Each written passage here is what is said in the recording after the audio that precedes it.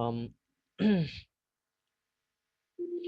halo, nama saya Raihan Nurdialdi dari Agroteknologi kelas C.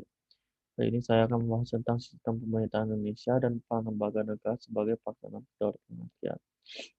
Sistem pemerintahan, sistem adalah suatu keseluruhan terdiri atas berbagai bagian yang mempunyai hubungan fungsional. Pemerintahan dalam arti luas adalah pemerintahan atau lembaga negara yang menjalankan segala tugas pemerintahan baik lembaga eksekutif, legislatif, dan yudikatif. Di sini ada tiga sistem pemerintahan itu ada presidensial, parlementer, dan campuran. Kalau presidensial itu kepala negara dan kepala pemerintahan itu dipegang oleh presiden. Di situ di sini ada empat ciri-cirinya. Ada prinsip pemisahan kekuasaan, ada eksekutif itu tidak punya kemampuan untuk menyatu dengan legislatif, kabinet itu bertanggung jawab pada presiden, dan presiden dipilih oleh pemilu. Nah, kalau parlementer itu kekuasaan tinggi dan kewenangan untuk melakukan pengawasan terhadap eksekutif itu dimiliki oleh menteri dan perdana menteri. Uh, Habis itu ciri-cirinya ada tiga nih. Ada pemerintahan, parlementer didasarkan dalam prinsip pembagian kekuasaan, adanya tanggung jawab yang saling menguntungkan antara legislatif dengan eksekutif dan presiden dan kabinetnya, dan eksekutif dipilih oleh kepala pemerintahan dengan persetujuan legislatif. Pemerintahan campuran. Nah, kalau campuran ini tuh dari dua sistem yang tadi itu digabungkan, diambil yang paling terbaiknya. Nah, di sini tuh presiden itu sebagai kepala negara. Nah, kalau menteri-menteri atau perdana menteri itu sebagai kepala pemerintahan seperti negara Inggris, Prancis, Jerman, dan Singapura. Nah, di sini ada lembaga nih, lembaganya ada tiga nih. Ada legislatif, eksekutif, dan yudikatif. Nah, yang pertama itu ada DPD. DPD itu Dewan Perwakilan Daerah gitu. Dia bisa mengajukan rancangan undang-undang dasar yang mengenai otonomi daerah, memberikan pertimbangan kepada kepala negara, yaitu presiden, um, memeriksa hasil keuangan negara dari pihak BPK, memberi pertimbangan kepada DPR dalam memilih BPK. Kalau DPR itu bertugas untuk memegang kekuasaan dalam pembentukan undang-undang dasar. Eh, Kalau DPR itu ya, hmm, kalau presiden mengajukan undang-undang, misalnya itu juga itu harus ada persetujuan dari DPR. Dan kalau presiden misalnya ingin menyatakan perang, perdamaian, perjanjian itu harus ada persetujuan dari DPR. Dan kalau presiden ingin mengangkat duta serta menempatkan duta negara lain itu harus ada persetujuan dari DPR juga. Eh, ini salah ini. Ini udah MPR. Kalau MPR itu bertugas untuk mengubah serta menetapkan undang-undang dasar. MPR juga bertugas sebagai mantik presiden dan wakil presidennya. MPR juga bisa memberhentikan presiden dan wakilnya pada saat masa jabatan. Itu juga semuanya didasari oleh undang-undang dasar. DPRD itu Dewan Perwakilan Rakyat Daerah. Nah, ini tuh bertugas sebagai mm, bisa mengajukan, mengawasi, memberi ya rancangan peraturan daerah itu bersama bupati. Bisa juga DPR itu bisa juga mengajukan pengangkatan atau pemberhentian bupati eh, kepada menteri melalui gubernur untuk mendapatkan pengesahannya. Em, Kalau lembaga eksekutif itu ada tiga, ada presiden. Nah, kalau ada presiden, wakil presiden, dan menteri. Kalau presiden itu yang memegang kekuasaan tertinggi di angkatan darat, laut, dan udara.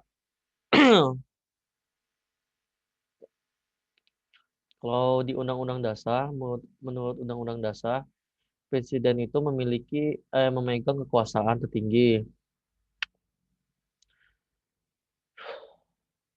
Presiden boleh menetapkan undang-undang, tapi dengan syarat tadi tuh, DPR itu harus ada persetujuannya. Situ, presiden juga sebagai pelindung, pemaju, penegak, dan pemenuhan HAM. Itu tuh ada di pasal 28 ayat 4.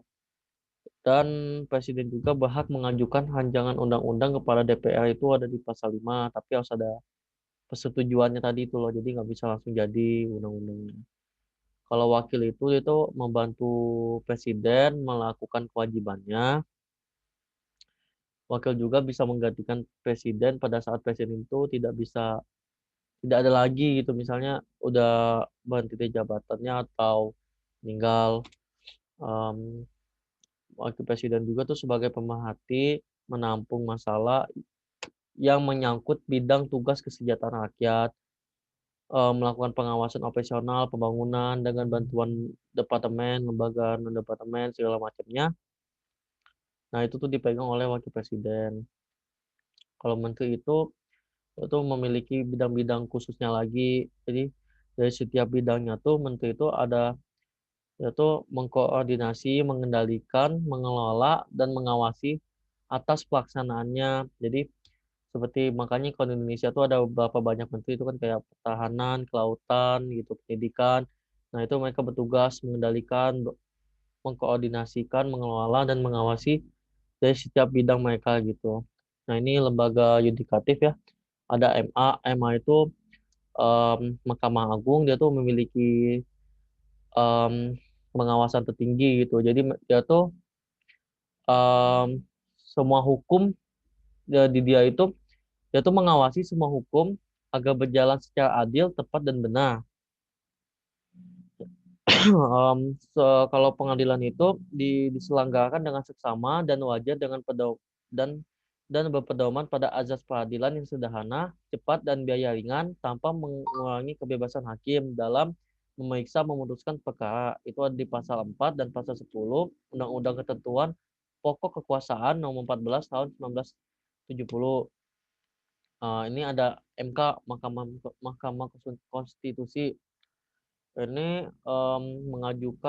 menguji undang-undang terhadap undang-undang dasar, itu sengketa kewenangan lembaga negara dan kewenangannya diberi oleh undang-undang dasar, memutus pembubaran partai politik, memutus perselisihan tentang hasil pemilu. Em, itu juga bisa memberikan keputusan atas atas pendapat DPR mengenai dugaan pelaksanaan oleh presiden atau wakilnya. Itu juga semuanya dilandasi oleh Undang-Undang Dasar. Kalau judicial nih, oh nih, Mahkamah Agung memberikan nasihat-nasihat atas pertimbangan dalam bidang hukum kepada lembaga tertinggi negara. Itu ada di pasal 37 Undang-Undang Mahkamah Agung Nomor 14 Tahun 1945. Memberikan nasihat kepada presiden selaku kepala negara dalam rangka pemberian atau menolak gerasi. Itu ada pasal 35 Undang-Undang Mahkamah Agung Nomor 14 Tahun 1985. Ada Komisi Yudisial atau KY mengusulkan pengangkatan hakim agung dan hakim, oh ini tipe nih, hakim di maka ini apa? Jadi mengusulkan pengangkatan hakim agung di MA kepada DPR untuk mendapatkan persetujuan, menjaga dan menegakkan kehormatan, keluhuran martabat serta perilaku hakim. Di sini juga menetapkan kode etik, eh, pedoman perilaku hakim KEPPH bersama dengan MA, menjaga dan menegakkan pelaksanaan KEPPH, melakukan pendaftaran calon hakim, melakukan seleksi calon hakim agung, menetapkan dan mengajukan hakim agung gitu. Mungkin itu juga itu semua dari saya. Ya, terima kasih.